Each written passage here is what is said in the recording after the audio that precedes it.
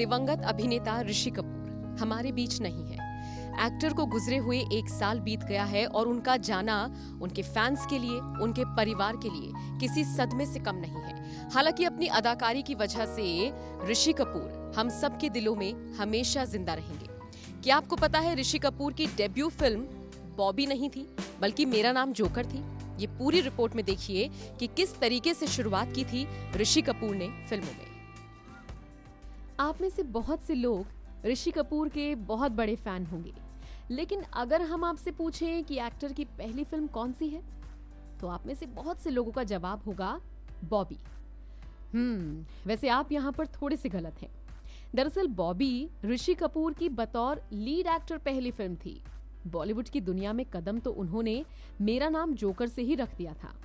जी हाँ, ऋषि ने बाल कलाकार के रूप में अपने करियर की शुरुआत की थी। फिल्म में ऋषि ने अपने पिता के बचपन का किरदार निभाया था। इस फिल्म में शानदार अभिनय के लिए ऋषि को राष्ट्रीय फिल्म पुरस्कार से नवाजा गया था।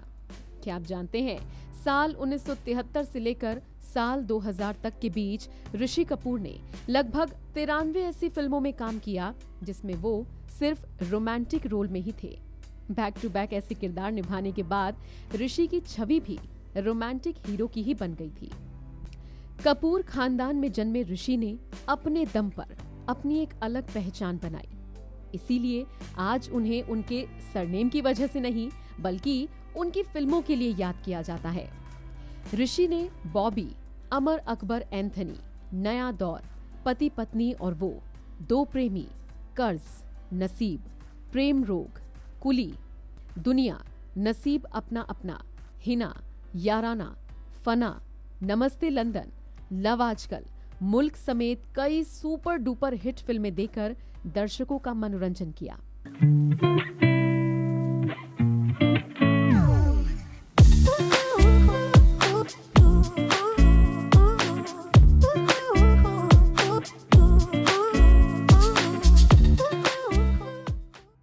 करियर के पीक पर रहते हुए ऋषि का दिल एक्ट्रेस नीतू सिंह पर आ गया था।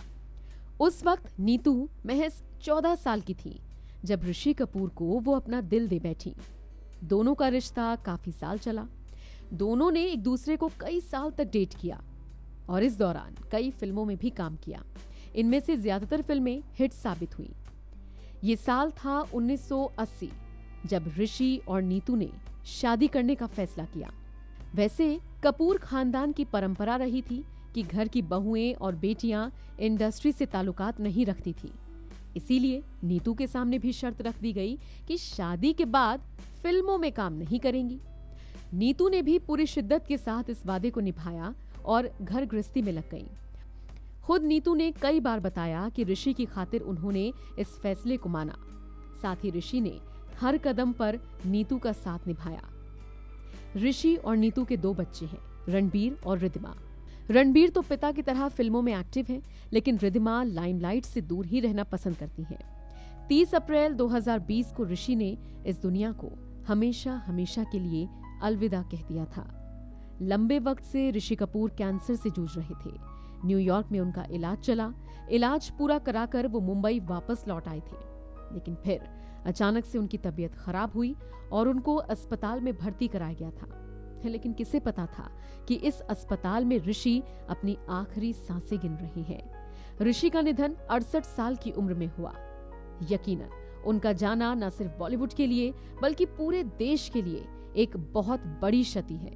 ऋषि की जिंदगी का सफर कम रहा, लेकिन जितना भी रहा शानदार रहा।